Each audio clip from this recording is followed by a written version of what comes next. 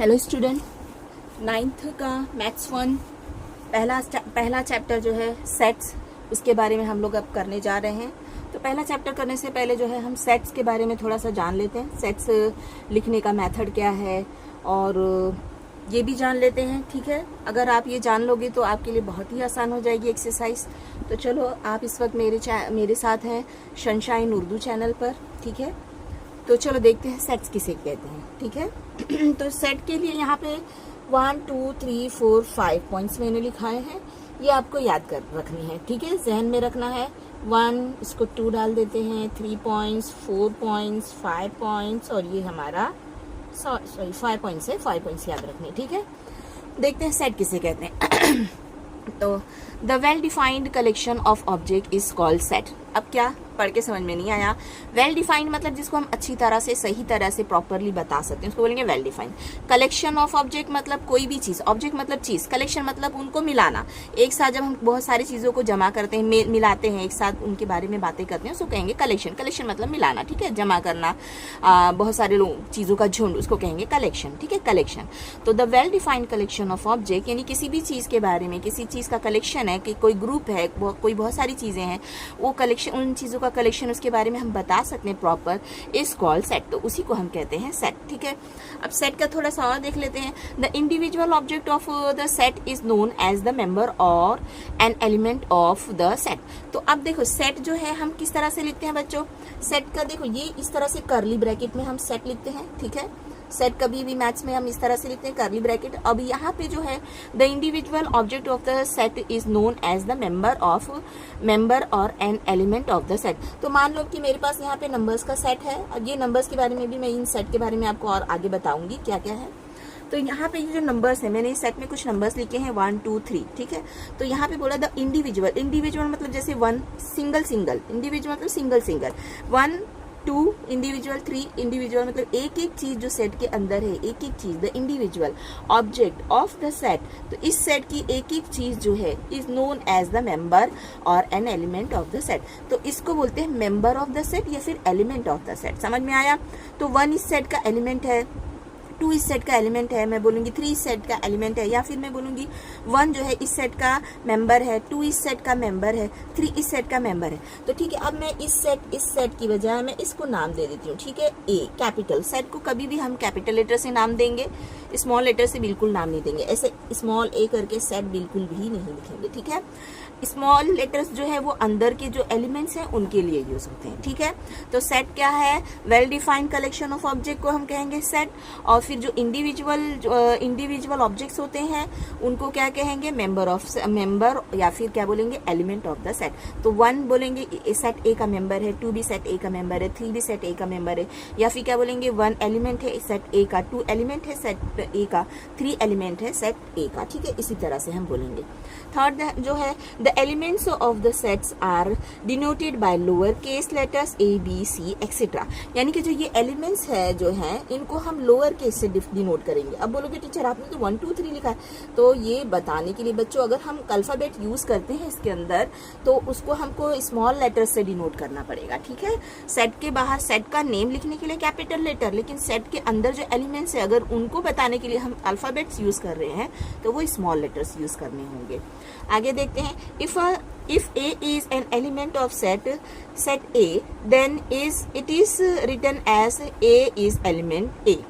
A इस तरह से ये sign A and read as, अब इसको रीड कैसे करेंगे? देखो मैं बोली थी A इस तरह से साइन A, इसको रीड कैसे करेंगे? A is an element बोलेंगे of set A, या फिर बोलेंगे A is a member of set A, member of set A, A is a member of set A, या फिर बोलेंगे A is an element of set A, ठीक है। इसको भी समझ लेते हैं। मान लो कि हमारे पास एक सेट A है, इसके अंदर A B C so on इस तरह से कुछ है। तो मैं बोलूंगी देखो ये सेट A है, ए क्या है इसका, क्या है बच्चों? एलिमेंट है, या फिर क्या है? मेंबर है, ठीक है। तो एलिमेंट बोलेंगे। तो मैं क्या बोलूंगी? ए जो है इसको लिखूंगी किस तरह से? मैं जो इसका मेंबर है A is element of set A, sorry element of set A. आपको ई बनाना है बिल्कुल इस तरह से, प्रॉपर ही नहीं बनाना है आपको। कैसे ई बनाना है आपको, ये ऐसे थोड़ा सा राउंड होना चाहिए और यहाँ से इस तरह से बिल्कुल। ई के लिए हम इस तरह से प्रॉपर बनाते स्ट्रेट लाइन, फिर इस तरह से बिल्कुल स्ट्रेट लाइन में इस तरह से करके आपको सी जैसा बनाना है, फिर उसके बाद में इसके अंदर उसको ई कर देना है, ठीक है। तो इसको रीड क्या करेंगे, इज एलिमेंट ऑफ, क्या पढ़ते हैं हम इसको, इज एलिमेंट ऑफ, क्या बोलेंगे इसको, is element of. A is, अगर इसको आपको समझना है बच्चों तो बस इतना ही याद रख लेना, is element of, is element of करके जो सेट है वो लगा देना। इसके पहले जो है एलिमेंट्स जो है उसका नाम लिख देना। A is element of set A, B is element of set B, is set A, C is element of set A. आई बात समझ में? तो ये साइन जो है एलिमेंट्स की है, ठीक है, यानी वो उसका मेंबर है। If A is an element of set A, then it is written as A, ये sign A and B dash, इसको पढ़ेंगे कैसे, A is an element or member of set A, ठीक है। If A is not an element of set A, then it is written as A is, ये sign जो है element is element, इसको cancel कर देंगे, ठीक है, मतलब ये एलिमेंट नहीं है, समझ लो। सपोज यहाँ पे मेरे पास है बी, ये सेट ए है, इसमें बी सी है, बस खाली बी सी है, ठीक है। अब मेरे पास ए है क्या, इस सेट में नहीं है, तो मैं क्या बोलूंगी, ए जो है इस सेट का मेंबर नहीं है, सेट ए का, तो मैं क्या करूंगी, इसको कैंसिल करूंगी, नहीं है के लिए, ठीक है के लिए इसको ऐसे ही रहने दूंगी, नहीं है के लिए इसको कैंसिल करूंगी, ठीक है। इज नॉट एलिमेंट, इसको क्या बोलेंगे, is element, is not element, is element. A is not element of set A. आई बात समझ में बच्चों, कि सेट जो है किसे कहते हैं, सेट के अंदर के जो नंबर्स होते हैं उसको किस तरह से डिनोट करते हैं, और वो उस सेट के अंदर जितने भी यहाँ पे एलिमेंट्स है वो उस सेट का एलिमेंट है उसको लिखते हैं इस तरह से। एलिमेंट है तो फिर लिखेंगे ये साइन के साथ में, एलिमेंट नहीं है तो ये साइन के साथ में, जिस जो भी है सेट के अंदर का मेंबर उसको पहले लिखेंगे, ठीक है। उसके बाद में अगर वो एलिमेंट है तो ये साइन डालो, और अगर वो एलिमेंट नहीं है तो ये साइन डालेंगे, ठीक है। चलो अब हम कुछ सेट्स देख लेते हैं।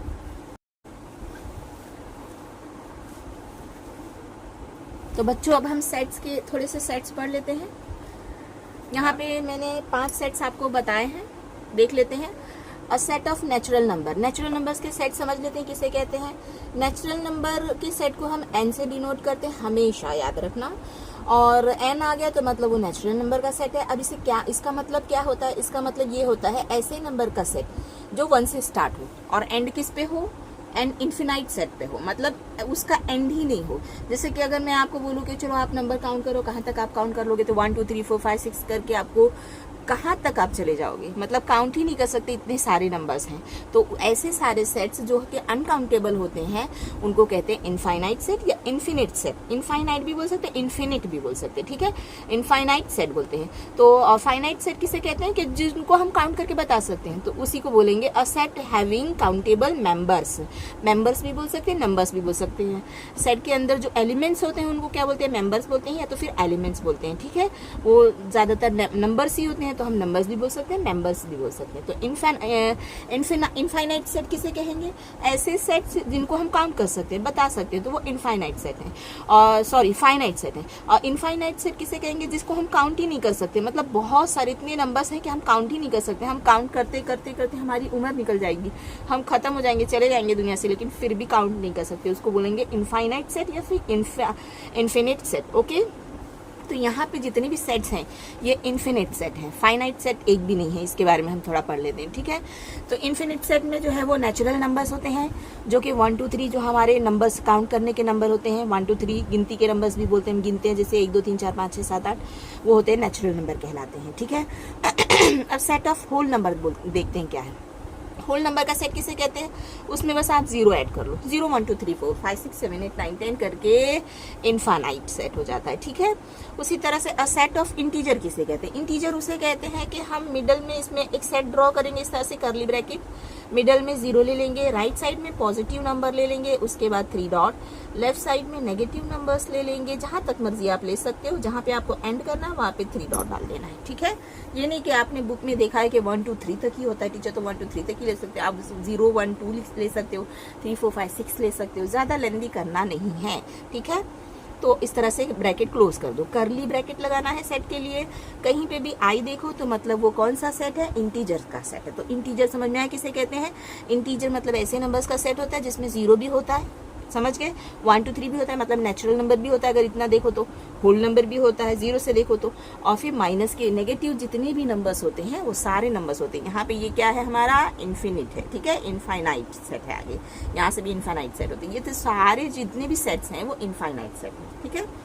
तो इसे हम कहते हैं इंटीजर, ठीक है। 0 होता है, 1 2 3 राइट साइड में पॉजिटिव नंबर होते हैं और लेफ्ट साइड में नेगेटिव नंबर्स होते हैं। अब क्यू देखते हैं। Q is a set of rational number. Rational number किसे कहते हैं, जो हमारे डिसिमल पॉइंट वाले नंबर होते हैं, जो पी अपॉन क्यू की फॉर्म में जो होते हैं, फ्रैक्शन होते हैं, ऐसे नंबर्स को कहते हैं क्यू, ठीक है। अब उसके बाद में रियल नंबर क्या होता है, तो ये सारे सेट्स जो है, natural number, whole number, integers और ये क्या है हमारा रैशनल नंबर, ये सारे सेट्स, ये सारे नंबर जो होते हैं उनको हम कहते हैं रियल नंबर, ठीक है। उसको आर से डिनोट करते हैं। तो सेट्स के बारे में थोड़ी बहुत इन्फॉर्मेशन आपको पता चल गई। अब सेट जो है हम रीड कैसे करते हैं, सेट रीड करने के, लिखने के 2 मेथड होते हैं, वो मेथड बहुत ज़रूरी है आपको समझना। एक है लिस्टिंग मेथड और रूल मेथड, रोस्टर मेथड जिसको बोलते हैं, सेकेंड है रूल मेथड्स, ठीक है। तो वो दोनों मेथड जो है वो भी हम समझ लेते हैं, उसके बाद हम एक्सरसाइज शुरू करते हैं। चलो बच्चों, अब हम देखते हैं कि सेट हम किस तरह से लिखते हैं। सेट लिखने के जो है 2 मेथड होते हैं, 2 तरीके होते हैं। एक मेथड है जिसको हम कहते हैं लिस्टिंग मेथड या फिर उसको रोस्टर मेथड, इसको रटना है आपको, ठीक है। दूसरा मेथड जो है वो रूल मेथड। अब इसको आपको रटना पड़ेगा, देखो roster method, rule method, roster method, rule. Set लिखने का दो मेथड है, 2 तरीका है, roster method, rule method. Method दोनों में है तो roster rule, roster rule, roster rule, इस तरह से आप रट लो, ठीक है। रोस्टर यानी लिस्टिंग मेथड, रोस्टर यानी लिस्टिंग मेथड, ये याद रखना है। लिस्टिंग मेथड, रोस्टर मेथड एक ही बात है, लिस्टिंग रोस्टर या फिर रूल मेथड, लिस्टिंग रोस्टर या फिर रूल मेथड, ये दोनों सेम है। इस तरह से आपको रटना है, बहुत मतलब रटना है ताकि आपको दिमाग में बैठ जाए, बस एक गाने की तरह आप रट लो, ताकि आपको जब भी आप याद करने की कोशिश करो तो आपको याद आ जाए। अच्छा, सेट लिखने के 2 मेथड है, एक है रोस्टर जिसको कहते हैं लिस्टिंग मेथड या फिर रूल मेथड, ठीक है। तो अब देखो लिस्टिंग मेथड जो है आप देखते ही समझ में आ जाओगे, रूल मेथड भी देखते ही समझ जाओगे, ठीक है। रूल मेथड में जो है वर्ड्स में लिखा होता है, ठीक है, सेट को। और लिस्टिंग मेथड में कैसे लिखा जाता है, इस तरह से एलिमेंट्स लिखे जाते हैं, नंबर्स में अल्फाबेट में लिखे जाते हैं तो नंबर्स में लिखे जाते हैं और बीच में कॉमा लगाया जाता है, ठीक है। तो ये कौन सा मेथड हो गया, लिस्टिंग मेथड हो गया या फिर रोस्टर मेथड हो गया। तो यहाँ पे देख लेते हैं, हमारे पास एक सेट ए है, ठीक है। सेट के लिए कर्ली ब्रैकेट होती है बच्चों, और ब्रैकेट के अंदर जितने भी एलिमेंट्स है वो कॉमा से सेपरेट किए जाते हैं। तो इस सेट में 2 है, 4 है, 6 है, 8 है, 10 है, 12 है, 14 है, ठीक है। अब इसी को अगर मुझे रूल मेथड में लिखना हो तो मुझे कैसे लिखना पड़ेगा, एक्स करके डालना पड़ेगा कोई अल्फाबेट यहाँ पे, एक्स वाई जेड कुछ भी, नॉर्मली हम लोग एक्स ही लेते हैं या वाई लेते हैं, ठीक है। एक्स करके आपको इस तरह से एक लाइन डालना है, फिर वापस एक्स लिखना है। ये क्यों, तो देखते हैं। अब यहाँ पे ये जितने भी एलिमेंट्स हैं इनको हमने एक्स सपोज कर लिया होता है रूल मेथड में, समझ में, वो लिखते नहीं, हमने सपोज कर लिया एक्स करके, बस डायरेक्ट आपको एक्स समझना है, ठीक है।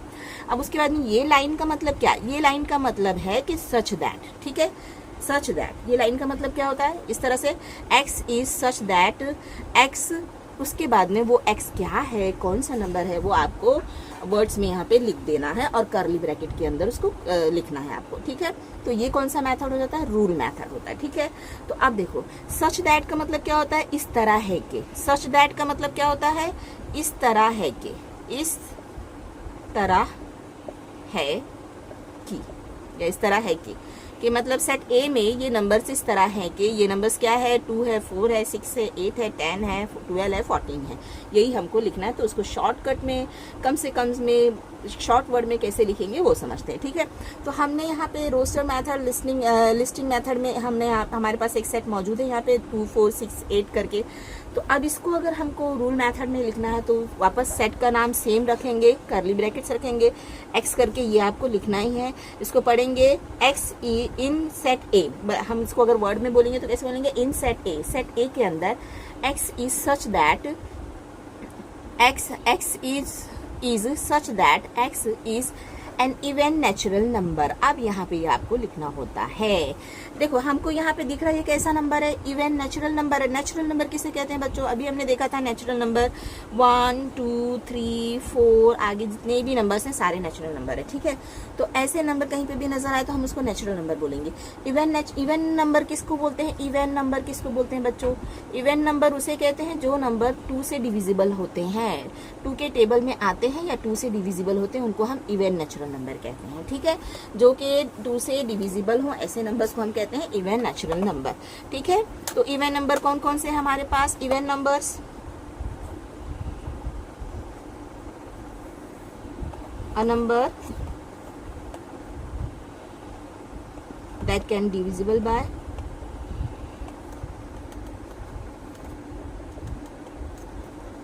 2, ओके। तो जो नंबर्स 2 से डिविजिबल होते हैं या जो 2 के टेबल में आते हैं, 2 के टेबल में बोलो तो आपको तो 10 तक ही 2 का टेबल याद होता है, तो फिर उसके आगे क्या 20 के बाद क्या 22 आया, तो फिर तो इसके लिए आपको इस तरह से याद रखना है, समझ गए कि 22 भी इवन नंबर है जो 2 से डिवाइड हो सकता है। तो ऐसा नंबर जो कि 2 से डिवाइड होता है उसको हम कहते हैं इवन नंबर। और जितने भी नंबर्स हैं हम उसको इवन नेचुरल नंबर कहेंगे, इवन होल नंबर नहीं कहेंगे, समझ में आया, इवन नेचुरल नंबर कहेंगे। क्योंकि होल नंबर में भी तो यही तो सारे नंबर्स होते हैं 0 1 2 3 4 5 6, तो हम इवन होल नंबर नहीं बोलेंगे, इवन नेचुरल नंबर करके ही बताते हैं, ठीक है। तो लिखेंगे इन set A x is such that x is an even natural number. अब हमने तो बता दिया कि चलो ये इवन नेचुरल नंबर है, तो अरे तुरंत समझ में आ गया, फिर तो वो होगा 2 होगा 4 होगा 6 होगा 8 होगा, लेकिन कहाँ तक होगा वो भी हमको मेंशन करना है। तो कहाँ तक है, वो 14 तक है, तो हमको वहां पे बता देना है इन set A x is such that x is an even natural number less than 15, जो कि 15 से छोटा है। अब बोलोगे टीचर हम तो इवन नेचुरल नंबर की बात करें, तो यहाँ पे 2 4 8 6 और 14 करके दिया, तो यहाँ पे हम 16 क्यों नहीं लिखे, हमने 16 भी लिख सकते थे क्या, तो सही है, आप 16 भी लिख सकते हो 15 भी लिख सकते हो। तुमको कंफ्यूज करने के लिए अक्सर ऐसे आते हैं, तो बच्चों को कंफ्यूज करने के लिए तो बोलते 15 करके कंफ्यूज हो जाते हैं बच्चे, इस तरह से समझ में आया। तो आप 15 भी लिख सकते हो 16 भी लिख सकते हो। तो आपको सेट लिखने का 2 मेथड आई होप कि समझ में आ गया होगा, रोस्टर मेथड जिसको कहते हैं लिस्टिंग मेथड, और रूल मेथड जिसमें हम वर्ड्स में लिखते हैं, ठीक है। दूसरा एक सेट देख लेते हैं बच्चों, 4 9 16 क्या नजर आ रहा है आपको बच्चों, यहाँ पे सेट बी में देखो ये 2 का स्क्वायर है, ये 3 का स्क्वायर है, ये किसका स्क्वायर है 4 का स्क्वायर है, ठीक है। स्क्वायर समझ में आता है ना बच्चों, किसका भी स्क्वायर मतलब क्या, उसी नंबर को उसी नंबर से मल्टीप्लाई करो तो उसको कहते हैं उसका स्क्वायर, ठीक है। 2 का स्क्वायर 4, अगर मैं कहूँ 3 का स्क्वायर मतलब 3 को 3 से मल्टीप्लाई करो तो हो गया 9, अगर मैं कहूँ 4 का स्क्वायर तो मतलब 4 को 4 से मल्टीप्लाई करो तो हो गया 16। तो 16 क्या है 4 का स्क्वायर, 9 क्या है 3 का स्क्वायर, 4 क्या है 2 का स्क्वायर, ठीक है। तो यहाँ पे जो है अब इसको हम किस तरह से बताएंगे, तो लिखेंगे बी बना लेते हैं, in set B x is such that x is a perfect square number, इसको क्या बोलेंगे हम, a perfect square number। ये कर्ली ब्रैकेट मेरा थोड़ा बड़ा कर लूंगी, स्क्वायर नंबर बिटवीन 1 to 20।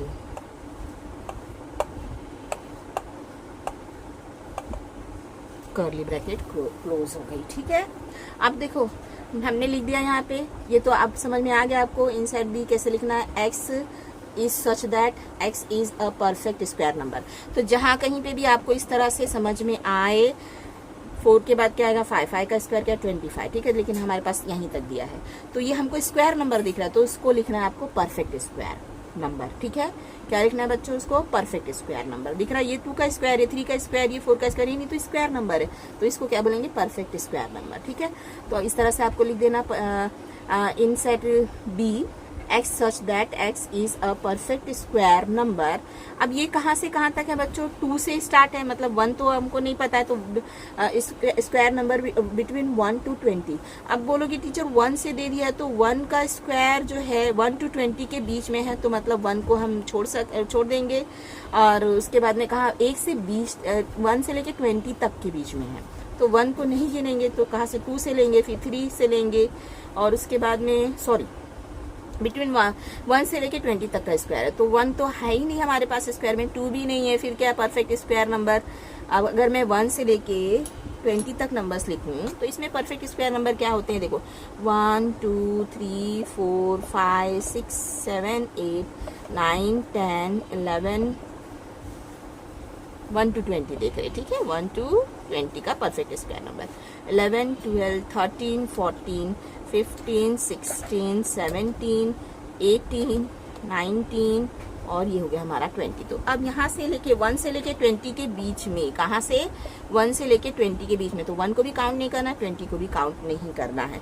तो इसके अंदर ढूंढो बच्चों परफेक्ट स्क्वायर नंबर कहाँ पे, ये परफेक्ट स्क्वायर है क्या, नहीं, ये परफेक्ट स्क्वायर है, ये भी परफेक्ट स्क्वायर है, और ये परफेक्ट स्क्वायर है। इसके अलावा कोई परफेक्ट स्क्वायर है क्या, नहीं। तो इस तरह से बता दिया गया, ठीक है। तो अगर आपको समझ में ना आए तो बस थोड़े से सेट हैं, आप उसको 2-4 बार लिख के रट लीजिए, ठीक है। चलो तीसरा सेट देख लेते हैं, हम इसको कैसे डिनोट करेंगे, कैसे लिखेंगे।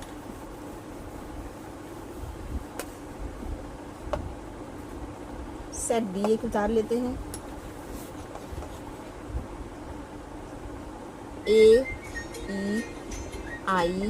AEIOU, ठीक है। इसको देखते आपको समझ में आ गया होगा। AEIOU ये क्या है बच्चों, वॉवेल्स। क्या है ये, इंग्लिश के वॉवेल्स हैं। वॉवेल्स किसे कहते हैं, वॉवेल्स किसे कहते हैं बच्चों, हाँ वॉवेल्स किसे कहते हैं आपको पता चल गया होगा। इंग्लिश अल्फाबेट में A to Z जो अब हम जाते हैं A to Z, तो जो AEIOU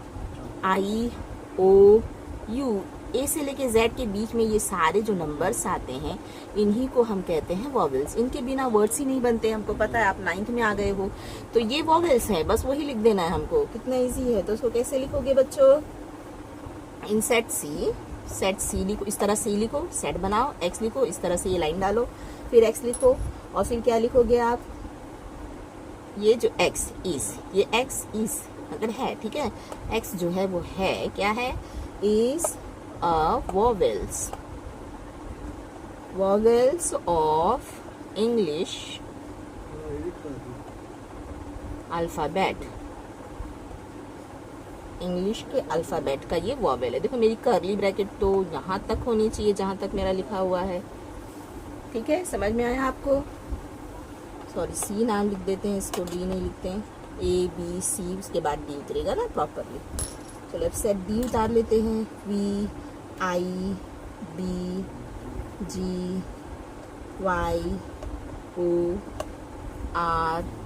ओके, यहाँ पे बच्चों की ट्यूबलाइट तुरंत जल गई होगी कि हमने सेट में पढ़ा था टीचर, सेट के अंदर के जो अल्फ़ाबेट्स होते हैं उनको तो स्मॉल लेटर्स में लिखते हैं। कोई बात नहीं, यहाँ पे हमारे स्मॉल कर देते हैं इसको, ठीक है। अब क्यों नहीं हमने इसको स्मॉल किया बच्चों, क्योंकि देखो मैं आपको समझाने के लिए स्मॉल कर देती हूँ, ठीक है।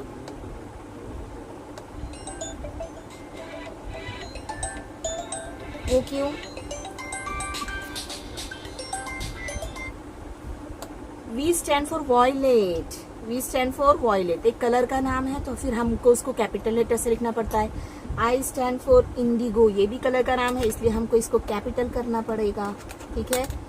B ब्लू कलर के लिए, इसलिए इसको कैपिटल करना पड़ेगा। G ग्रीन कलर के लिए, इसलिए इसको कैपिटल करना पड़ेगा। Y येलो कलर के लिए, इसको कैपिटल करना पड़ेगा। O ऑरेंज कलर के लिए, इसको कैपिटल करना पड़ेगा। रेड, ओके ठीक है। तो आप स्मॉल लिखना चाहते हो स्मॉल लिखो, कैपिटल लिखना है तो कैपिटल लिख दो, ठीक है। तो अब क्या करोगे, हम लोग देखेंगे ये क्या है, VIBGYOR। तो ये क्या है हमारा, violet, indigo, blue, green, yellow, orange, R, मतलब ये कैपिटल में लिखा है, इसलिए हमको समझ में आ रहा है कि ये क्या है, रेनबो के कलर। अगर ये स्मॉल में लिखा होता तो फिर हम अल्फाबेट बोल देते इसको, ठीक है। ये सिर्फ ये बताने के लिए इस तरह इसको कैपिटल में लिखा है, ठीक है। तो हम क्या, ये देख के हमको ये समझ में आ रहा है कि ये रेनबो के कलर्स हैं, तो क्या लिखेंगे, डी लिखो, एक्स डालो इस तरह से, और इस करके लिखो, क्या लिखोगे, इस करके, उसके बाद बच्चों कलर इन द रेनबो,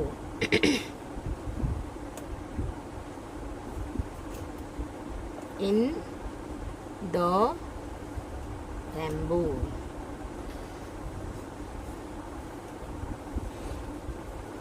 समझ में आ गया बच्चों?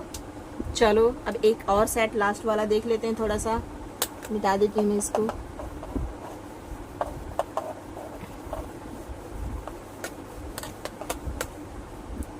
लिस्टिंग मेथड था हमारा, सेट लिखने के दो मेथड है, लिस्टिंग मेथड और क्या था हमारा बच्चों? रोस्टर मेथड जिसको बोलते हैं हम।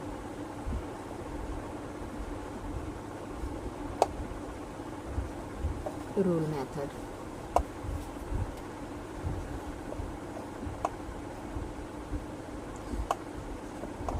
ओके, एक लास्ट सेट देख लेते हैं एम करके। 1, 8, 27, 64 और 125, आगे कंटिन्यू इन्फिनाइट सेट है ये, ठीक है बच्चों? मतलब आगे इसी तरह से सारे नंबर्स हैं। अब इसको कैसे लिखेंगे हम रूल मेथड में? एक्स इज सच, यहाँ तक तो हमको आ गया समझ में। अब इसी को देखो लिखेंगे हम, एक्स क्या है हमारा? n क्यूब लिखेंगे। क्यूब यहाँ पे ये जो नंबर्स हैं इनको हम n सपोज कर लेंगे, ठीक है? अब n ये जो है, ये n हमारा क्या है? n का क्यूब है। किसका क्यूब है? n का क्यूब है। और n क्या है वो बताना पड़ेगा। n हमारा जो है 1 से क्या है? ग्रेटर है या n इसके इक्वल है, और 5 से लेस है। समझ में आया? सॉरी, हाँ, 5 से लेस है, सॉरी 1 से ग्रेटर है, 5 से लेस है। तो फिर यहाँ पे जो है हमारे पास डॉट हटा देते हैं हम, इसको फाइनाइट सेट कर देते हैं, तब ये राइट होगा हमारा, वरना रॉन्ग हो जाएगा, ठीक है? अब राइट। तो अब देखते हैं बच्चों, n जो है हमने इस तरह से भी रूल मेथड में हम लिख सकते हैं, वर्ड्स में नहीं लिखा हमने, ये तो ये ज़रूरी है, कंपलसरी है। फिर ये x क्या शो कर रहा है इसको हमने यहाँ पे इस तरह से लिख के बता दिया, ठीक है? अब x क्या है हमारा? n क्यूब है, n क्यूब है। और n क्या है हमारा? n क्या है हमारा? n जो है वो 1 से बड़ा है या 1 के इक्वल है, और 5 से छोटा या 5 के इक्वल है। तो n को क्या ले सकते हैं? 1 ले सकते हैं, 2 ले सकते हैं, 3 ले सकते हैं, 4 ले सकते हैं, 5 भी ले सकते हैं। देखो वहाँ पे 1, 2, 20 था, तो हमने 1 को नहीं लिया था, 20 को नहीं लिया था। लेकिन यहाँ पे इस तरह से है कि इक्वल भी है या उससे बड़ा है, इक्वल है या उससे छोटा है, तो हम उन दोनों को ले सकते हैं, ठीक है? तो अगर हमने 1 का, अब यहाँ पे हमने n हम क्या सपोज किया? 1 से बड़ा है या 1 के इक्वल है, और 5 से छोटा है या 5 के इक्वल है। तो n ये सब हो सकता है, 1 हो सकता है, 2 हो सकता है, 3 हो सकता है, 4 हो सकता है। तो चेक करते हैं, x हमने क्या लिया? n cube. तो अगर मैं n की जगह पे 1 रखूँ, 1 का क्यूब लूँ तो क्या होता है? 1 ही होता है, तो ये राइट है। फिर अगर मैं x is equals to n cube वापस लिखूँ, अब n की जगह पे मैं क्या ले लूँ? अगर मैं 2 ले लूँ तो देखो राइट आ रहा है क्या मेरा? 2 का क्यूब। तो 2 का क्यूब कितना होता है? 8 होता है बच्चों, सेकंड वाला भी राइट है। अगर मैं x is equals to n cube, ये हमने मान के चल रहे हैं, हम यहाँ पे लिख रहे हैं, ठीक है? यहाँ पे लिखा है हमने। तो अगर n की जगह मैं 4 डालूं तो क्या राइट आ रहा है क्या? देखेंगे 4 का क्यूब मतलब क्या? 4 को 3 टाइम्स मल्टीप्लाई करना, 4 4 जा 16, 16 4 जा, सॉरी 3 ले लेते हैं, 1 2 3, 3 का क्यूब कितना हो गया? 3 का क्यूब कितना हुआ? 3 3 जा 9, 9 3 जा 27 हो गया, ठीक है? 27। फिर 4 का क्यूब ले लेते हैं बच्चों, तो 4 4 जा 16, 16 4 जा कितना होता है? 64 होता है, यानी कि ये भी राइट है। एंड अगर हम क्या लेंगे? n की जगह पे 4 लेंगे, उसका क्यूब लेंगे तो कितना हो जाएगा? 64। और अगर हम x is equals to n cube, ठीक है, n 5 ले लेते हैं, तो 5 का क्यूब कितना होता है? 125 होता है, 5 इंटू 5 इंटू 5। आई होप आपको वीडियो अच्छा लगा होगा। अगर वीडियो अच्छा लगा तो प्लीज़ लाइक करना, शेयर करना, सब्सक्राइब करना। मेरे चैनल का नाम है सनशाइन उर्दू।